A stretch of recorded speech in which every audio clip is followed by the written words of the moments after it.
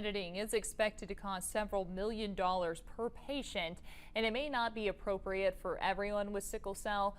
It would also not prevent the gene from being passed down to future generations.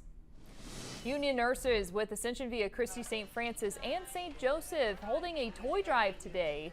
The toys are for the Children's Development Center. It's a daycare on Ascension's property. The nurses say this drive is in response to Ascension canceling the Development Center's Christmas concert that was scheduled to take place tonight. The nurses held their one-day strike yesterday but cannot return to work until Sunday. That's due to contractual obligations made with the temporary nurses who Ascension hired. Those union nurses say the concert was canceled because Ascension is using that space to train those temporary workers. This was canceled after strike notice was given.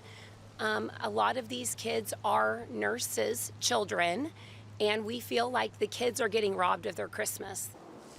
That toy drive will continue from 6 to 9 o'clock tonight at the First Church of Brethren on North Jefferson Street.